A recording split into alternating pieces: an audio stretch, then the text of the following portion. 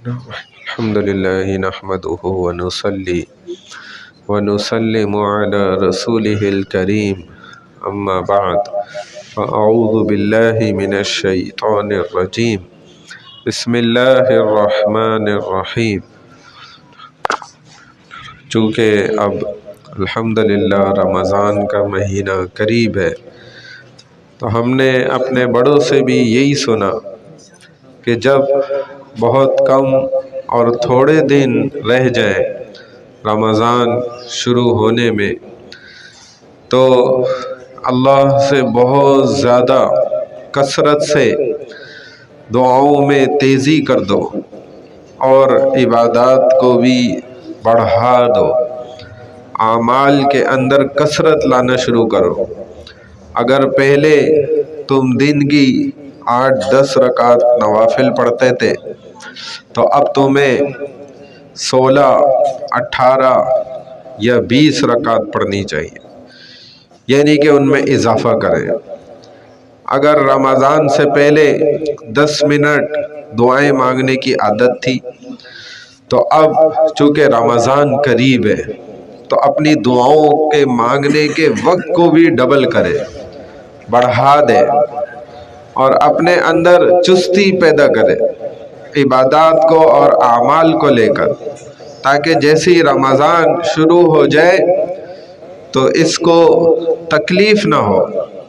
بعض لوگ بیچارے وہ تکلیف میں پڑ جاتے ہیں، رمضان کے پہلے تو آنے سے ڈر رہے ہوتے ہیں، خوف زدہ رہتے ہیں کہ روزہ رکھنا پڑ جائے گا۔ روزے کا ہی ان کو آدھا خوف تو اسی چیز کا ہوتا ہے، پھر بقیہ خوف اس بات کا ہوتا ہے کہ تراویح پڑھنا پڑ جائے گی۔ بعض ایسے بھی لوگ ہوتے ہیں کہ وہ بیچارے اسی خوف میں پھر پریشان ہو جاتے ہیں تو نہ عمل کر پاتے ہیں اور رمضان شروع ہو کے ختم ہو کے چلا بھی جاتا ہے اور بیچارے ایسے رہ جاتے ہیں، نہ روزے صحیح سے رکھ پاتے، نہ تراویح مکمل پڑھ پاتے، نہ اور دیگر عبادات صحیح سے کر پاتے۔ کیونکہ آپ جانتے ہیں اچھی طرح کہ ہر کام کے لیے پہلے سے تیاری پکڑی جاتی ہے۔ تو رمضان کے لیے پہلے سے تیاری ایک تو یہ ہے کہ دعائیں کثرت سے مانگے، اعمال کو تیز کر دے، اور دوسرا کہ جو عید پہ کام کرنے کے ہیں چاند رات کو، وہ رمضان سے پہلے نمٹائے۔ رمضان کے مہینے کے اندر جو کام عام طور پہ کیے جا رہے ہوتے ہیں بازاروں کو آباد کیا جا رہا ہوتا ہے، اس سے بچے اور پہلے سے وہ سارے کام نمٹا کے بیٹھے، یعنی یہ پوری مکمل رمضان کو فارغ کر لے۔ ورنہ ادھر تو تجارت کرنے والا، کپڑے والا الگ سوچ سے بیٹھا ہوا ہے، سونار الگ دماغ سے بیٹھا ہوا ہے، ہر کاروباری شخص وہ یہ سمجھ رہے کہ بس جی یہ رمضان شروع ہوگا، شروع کے 6-8-10 دن میں بس ہم نے ساری عبادات نمٹانی ہے، وائنڈ اپ کرنی ہے، اور پھر تو اپنا کاروبار میں ہم نے سارا مال سال بھر کا وہ اسی مہینے میں کمانا ہے۔ حالانکہ رمضان مال کمانے کا مہینہ نہیں ہے، اعمال کمانے کا مہینہ ہے۔ تو یہ غلط فہمی ہر کسی کو لگی ہوئی ہے، شیطان نے دھوکہ لگایا ہوا ہے۔ تو اس ذہن کو صاف کریں، رمضان شروع ہونے سے پہلے ہی آپ اپنی عادت بنانا شروع کر دیں۔ اگر آپ دن میں 3 دفعہ کھانا کھاتے ہیں تو 2 دفعہ کھائیں۔ بھوکا رہنے کی عادت اگر ابھی سے آپ اس کو لے آئیں گے عملاً اپنے اندر تو رمضان آگے اس میں کوئی مشکل ہی نہیں ہونی۔ جو لوگ سال بھر روزے رکھتے ہیں ان کے لیے تو یہ بڑی خوشی کا مہینہ ہوتا ہے کہ جی اب تو فرض روزے آ رہے ہیں، اب اصل ہمیں بھوکا رہنے کا اجر اور ثواب جس قدر اب ملے گا وہ تو پورا سال مل ہی نہیں سکتا، پورے سال کے روزے رکھ لیں۔ لیکن جو رکھتے ہیں اکثر ان کو عادت اچھی بن جاتی ہے، تو ان کے لیے روزہ رکھنا کوئی مشکل نہیں ہے، بہت آسان ہے۔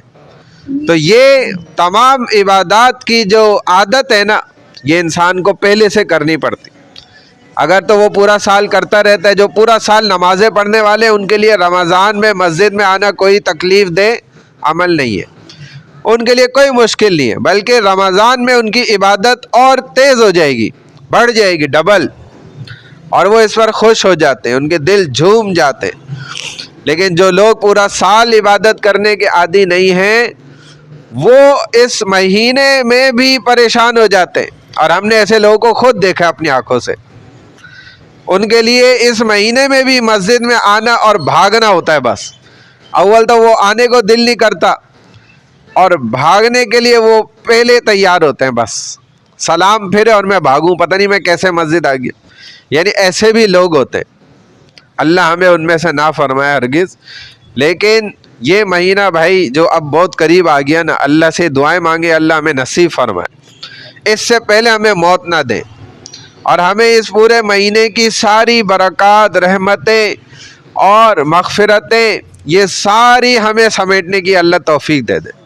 اللہ ہمیں عمل کی توفیق عطا فرمائے۔ سبحان اللہ و بحمدہ، سبحانک اللہم و بحمدک، نشہد ان لا الہ الا انت، نستغفرک و نتوب الیک، برحمتک یا ارحم الراحمین۔